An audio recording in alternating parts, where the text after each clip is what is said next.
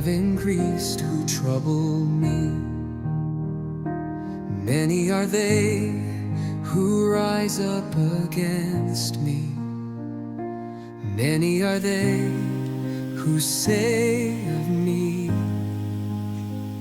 there is no help for him in God. Anong ibig sabihin ng salitang wrestling with God? At bakit si Job sa kanyang panglimang stage ng kanyang suffering ay he wrestled with God? At yan ay matatagpuan sa Job or the book of Job chapter 40 verse 1 to 6. And in other parts of the book actually ay makikita natin itong idea ng wrestling with God. And then aalamin natin ngayon sa pagkakataon na ito kung anong ibig sabihin ng to wrestle with God. At malamang-lamang ay nararanasan mo ito and yung mga bagay na kung saan ay ginawa ni Job sa gitna ng kanyang matinding suffering ay maaring dinaanan din natin, naranasan din natin. Let's find out. And of course, welcome po natin lahat kayong mga narito na nakikinig o nanonood ng ating Gospel 24/7 na may layunin na tayo ay makatulong, makapaghayag ng mabuting balita at makatulong sa lahat ng mga mananampalataya sa ating buhay paglilingkod, buhay pananampalataya at buhay pagsamba. So kumusta na ang tatlong area na yan ng inyong buhay? At kung kayo ay if you're doing well and then I just want to welcome you into this subject. And so umpisahan na natin ngayon actually yung idea kung aalamin natin kung anong meaning nung wrestling with God or wrestling with God ay it's not actually physical na pakikipag-wrestle, pakikipaghamok. I think sa Tagalog pakikipaghamok, pakikipagbuno sa Panginoon. Hindi yan physical kagaya ng ginawa ni Jacob doon sa Genesis chapter 32. Ang praise na ito ay ang ibig sabihin sa kaso ni Job ay ito ay malalim na struggle niya sa kanyang puso, sa kanyang isip, sa kanyang pananampalataya, malalim na struggle sa kanyang emotion when he is trying to understand kung bakit inalaw ni Lord ang kanyang suffering. Okay, so para sa inyo, I hope na napanood ninyo yung ating mga naunang mga video tungkol sa kung ano yung suffering, stage 1, stage 2, and 3 and 4. And ngayon, nandito tayo sa panglima at huling stage ng kanyang suffering wherein ating inuunawa ang ibig sabihin ng wrestling with God as part ng kanyang struggle. And so, in addition to that, ang ibig sabihin ng wrestling with God ay it is because na siya ay confused, siya ay hurt, at yung idea na naghahanap siya ng kasagutan sa nangyari sa kanya. So, bigyan lang natin ng kaunting paalala na noong challenge ng ni Satan ang God na kung saan ay kaya lang naman sumasamba si Job sa kanya dahil nasa kanya ang protection, nasa kanya ang pagpapala, blines ang mga gawa ng kanyang kamay at nagkaroon ng challenge na kung saan kung i-give up o magkakaroon ng mawawala, mapipinsala ang mga blessing na yon ay siguradong hindi na siya sasambahin, susumpain na ang Diyos. Well, ang sabi ng Diyos naman, itong si Job wala siyang katulad sapagkat siya ay isang matuwid, isa siyang upright and righteous na sinasabi, and he feared God and also he shunned evil. Ibig sabihin siya ay lumalayo sa kasamaan. At yun na nga sa conversation nila ay nawala ang kanyang mga anak, nawala ang kanyang mga alagang mga hayop at at nawala yung kanyang sambahayan except sa kanyang asawa, and then yung kasunod ay dumanas siya ng painful sore over his body from head to foot. So ngayon ay nasa pain and agony siya. So he wrestled with God. It's because he was at that time confused dahil hindi naman sinabi ng Lord ang dahilan kung bakit nangyayari sa kanya ang mga bagay na yan. So he was physically hurt, emotionally hurt, and he was looking for an answer coming from God. So yan ang isa sa mga meaning. And another to that ay yung idea na alam niya at hindi siya nakagawa ng mabigat na kasalanan. Wala siyang nalalaman na naggumit siya ng mabigat na kasalanan sa harapan ng Lord, at iniisip niya na hindi niya deserve ang mga suffering na kanyang dinadaanan. So he cried out to God, at ang kanyang pagsamo sa Panginoon at pananalangin ay may mga katanungan siya sa mga bagay na yung sinasabing yung ways ng God. So he questioned the ways of God, yung paraan ng Lord. So itong mga bagay na ito ay kung saan ay nararanasan din natin. So tayo ba'y nagkaroon na ng karanasan o nandyan tayo sa area na yan? The reason why, isa sa mga idea kung bakit natin tinatalakay ang mga struggle, trials, and testing na ito, sapagkat ito ay napapanahon din, sapagkat maraming struggle and maraming nangyayari around the world, at patuloy yung struggle, patuloy yung pain, yung war and a lot of wars and economic and kumisan relationship, family, and even sa loob ng church. So it's a good thing na malaman natin ang perspective ng Bible, nang sa ganun hindi tayo caught off guard sa ating mga magiging desisyon. At least malaman natin ano ang ginawa ng mga nauna sa atin ayon sa kasaysayan, ayon sa nasusulat, ano ang tamang reaksyon at ano ang tamang gagawin kapag dumating ang napakahirap na kalagayan natin. So be it, anuman ang iyong kalagayan sa oras na ito, of course mayroon guidance na nagmumula sa salita ng ating Panginoon. So part of his stage 5 of Job's struggle, he wrestled with God. It is because number 1 ay lagay natin ang ating PowerPoint, he questioned God's honesty. He questioned God's honesty. At diyan ay sabi niya, if I have seen what I have done to you, O watcher of all humanity, why make me your target? Am I a burden to you? Verse 21 of Job chapter 7, why not just forgive my sin and take away my guilt? For soon I will die down in the dust and lay down in the dust and die. And to continue, when you look for me, I will be gone. So yan ang kanyang naging pangungusap. He questioned God's honesty somehow. Kung ikaw ay nagpapatawad, di pinatawad mo na lang sana ako, and then at ako'y pinorgive mo, and then ako naman ay malapit na, o ako naman ay mawawala, and then yung idea na gano'n na bakit kailangan pang pahirapan ako? So ano ang motibo mo? Ano ang dahilan? Nagpapatawad ka naman. I think yun ang idea doon. Nagpapatawad ka naman, ba't hindi na lang ako pinatawad? At nang sa ganun ay nawala itong matinding suffering na ito. At so, minsan yung kine-question natin ang God sa maling paraan o sa mabuting paraan.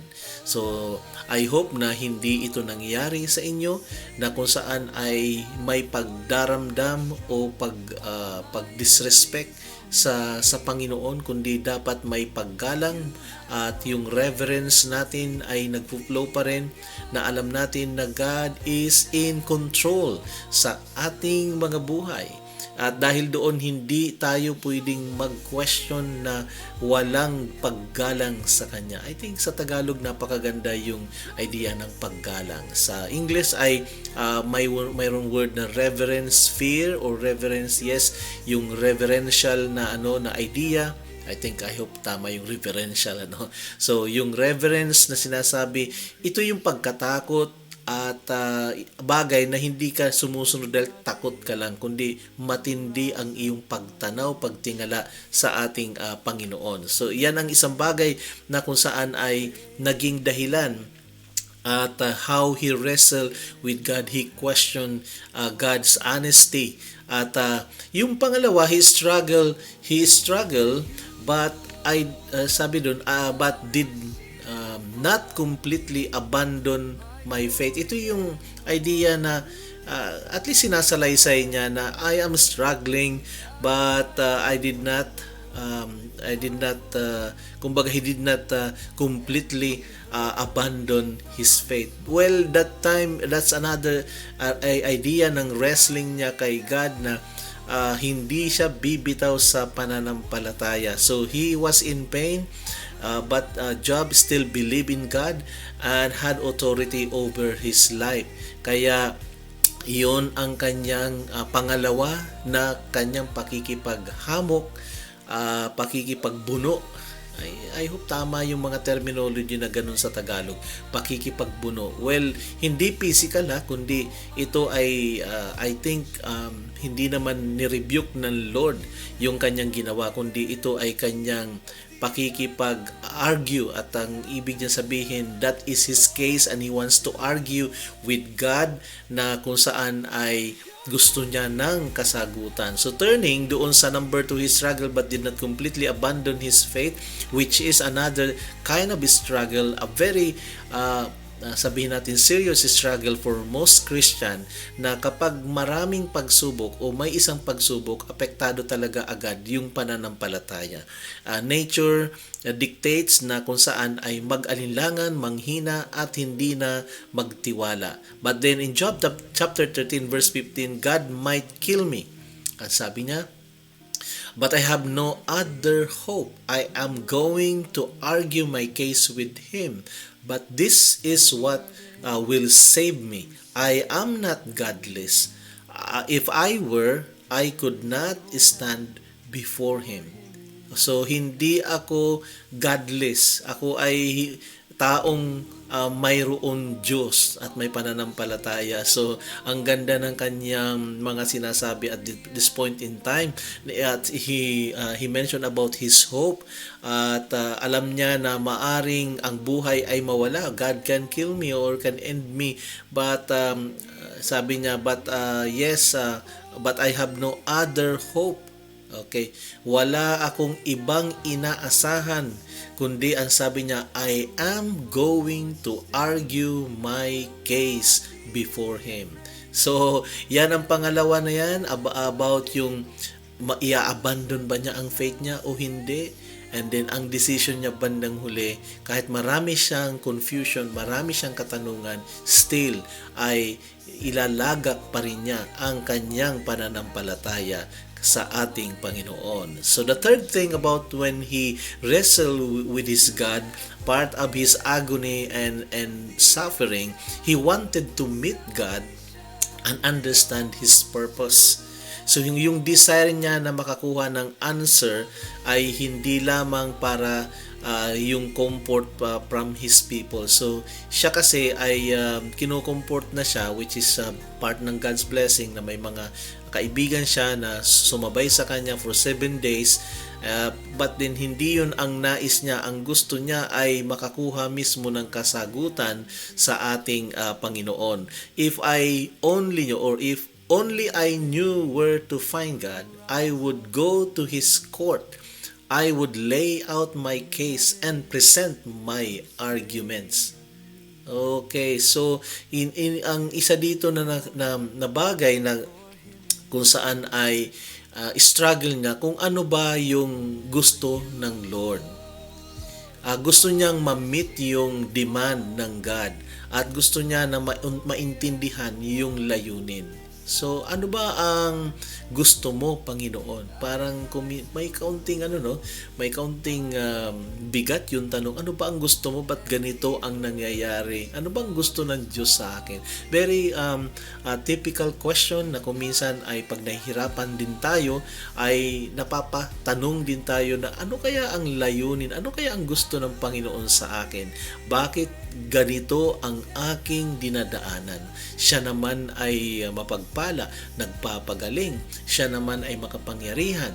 Siya naman ay, ako naman ay nagsisimba. Ako naman ay, marami tayong mga tanungan ng ganyan. And then we go to the next question na gusto natin maintindihan yung ano ba yung kanyang purpose. Okay, so dahil dyan, ang sabi ni Job, if I only knew how to find Him, I will present my case and my arguments.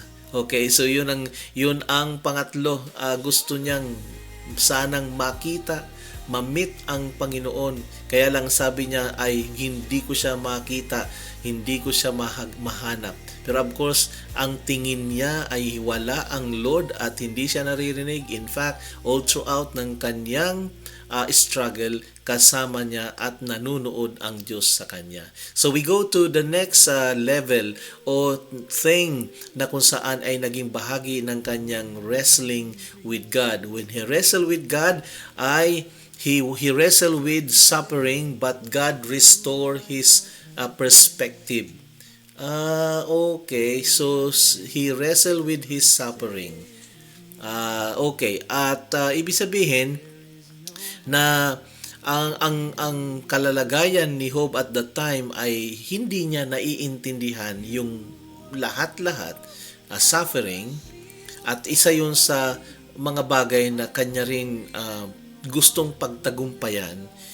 Gusto rin niyang maunawaan. He was like yung the eagerness on the part of Job na ma-contain and ma-quantify and maintindihan yung lahat na nangyayari sa kanya. And then, of course, ay ni-restore siya ng Panginoon. Kasi at the time, yung wrestling with his suffering, ito yung importante na kuminsan ay dahil bakit tayo nahirapan at sa ating din kalagayan, gusto natin maintindihan na yes, mayroon kasi tayong sinasabing human perspective, the way we understand things around us. And yet, alam natin na kuminsan ito ay big temptation na ating inuunawa ang mga bagay sa ating paligid base sa ating kaalaman, base sa ating karanasan. And yet, kuminsan ay hindi ito sapat na makuha natin yung sagot, kundi mayroon pang dapat tayong maintindihan na mas higher pa. At dito ay tinulungan si Job na maintindihan niya at siya ay dinala din sa sinasabing restoration ng mga bagay na kung saan ay nagpapahirap sa kanya. So kung minsan, we wrestle with our own suffering and also we wrestle with other people. And the question is why? May tanong tayo ng ganon. Bakit ito ang ginawa mo? And we wrestle against God, and yes, we question God dahil sa ating pananampalataya. We conclude with our own perspective na hindi naman ako masamang tao, or marami tayong mga ina-argue na case, in a way reasoning na gusto natin ma-justify o somehow makakuha ng sagot sa ating mga dinadaanan. But yes, it is a struggle and we wrestle with everything sometimes, alright? But then kung kasama natin ang Diyos, ay matutulungan tayo sa ating kalagayan. So then Job replied to the Lord, I know, ito yung verse 1, I know that you can do anything and no one can stop you. So, solved na siya doon. Next, tingnan natin yung kasunod. You ask, who is that question my wisdom with such ignorance? Is it I, and I was talking about things I know nothing about, things far too wonderful for me? verse 4 of 42, you said, "Listen, and I will speak, and I have some question for you. You must answer them. I had only heard about you before, but I have seen you with my own eyes." Yan ang sinabi ngayon ni Job. And then, yung verse 6, nang pagtatapos ng kanyang wrestling, and then syempre ay ang Lord ay napatunayan din naman ni Job na siya ay hindi siya magkakasala ng lubusan. And sa verse 6, which is I like, "I take back everything I said, and I set in dust and ashes to show my repentance." Note sa portion na yan, nahirapan yung tao, okay, nahirapan, hirap na hirap, halos gumibap na yung asawa niya, gumibap na rin ang kanyang mga kaibigan, pero ang sabi niya ngayon ay I would like to show my repentance, at I take back everything that I have said. So ibig sabihin, lahat ng sinabi ni Job, lahat ng kanyang katuwiran, binawi niya sapagkat naranasan niya ang presensya ng Diyos sa kanyang buhay at dumating sa kanya ang malawak na pangunawa.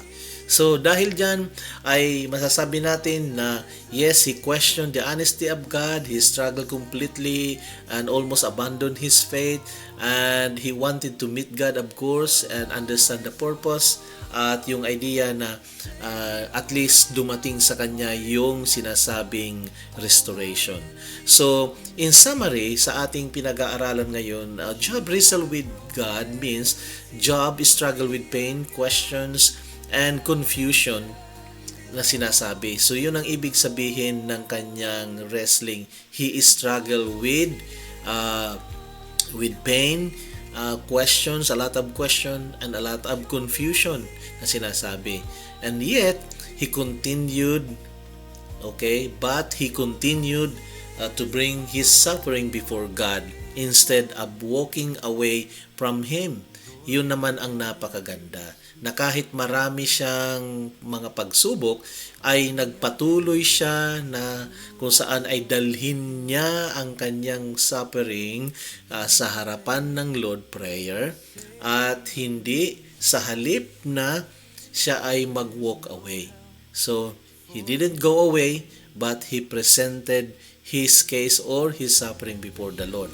Ito ang napakagandang pangyayari sa kanyang buhay. Now, in many case, naintindihan natin at kung gusto natin unawain na ang mga experiences and even the history teaches us na ang tunay na pananampalataya ay it's not the absence of question. So, yan ang dapat nating matutunan. True faith is not the absence of question. Okay, so pwedeng magtanong, wag lang maging yung pagtatanong ay nasa nature ng pag-aalinlangan sa Diyos. Yung walang respeto sa Diyos. Kasi pwedeng hindi magustuhan ng Lord yung ating pagtatanong. Okay? Kailangan yung pagtatanong na kalugod-lugod sa harapan ng ating Panginoon. Alright. But yes, trusting God even when we do not. Yan ay isa nating mga karanasan na dapat nating maintindihan na sa kasaysayan, ang pagtitiwala kay Lord ay dapat maganap kahit hindi natin nauunawaan ang kanyang mga gawa o ang kanyang mga pamamaraan. Trusting God even when we do not fully understand His ways. Kaya ba natin yan?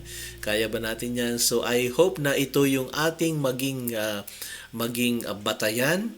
Ito yung ating maging gagawin kung dumating man yung mga sinasabi na kung saan ay mga pagsubok, o kung nasa pagsubok tayo kagaya ni Job, at least mayroon tayong example na mapapagkunan ng kalakasan na sa lahat ng struggle ni Job all throughout, hindi siya iniwan ng Diyos. Yes, it was allowed, it was controlled by God, and yes, there was a need for him to be tested at that point because God wanted him wanted to show to the adversary that faith truly, when a person have a real faith, it is a faith that overcomes all struggle, not because a person is strong, not because a person is a superwoman or superman, but it is because that God can sustain a person who are or who is in a way suffering, and but remain committed to his faith to God. So yun ang isa sa mga bagay na dapat nating maunawaan, huwag mawawala ang pananampalataya. Sa inyong lahat, maraming salamat. I hope na natulungan kayo sa inyong buhay pananampalataya, yung paglakad nyo sa ating Panginoon, at patuloy nyong pakinggan pa yung mga susunod natin na mga series or topic na kung saan ay nakakaganda sa ating kaisipan, sa ating espiritu, sa ating mga kaluluwa, sa buo nating pagkatao, sapagkat marami ang mga bali-balita sa ating paligid, pero nag-iisa lang ang mabuting balita na nagliligtas sa atin. Walang iba kung hindi ang usapan at pagtuturo ng mga katotohanan mula sa salita ng Diyos. So consider subscribing or liking or even share our videos, nang sa ganon ay matulungan ninyo ang ating channel. Salamat po sa inyong pakikinig, and see you next time.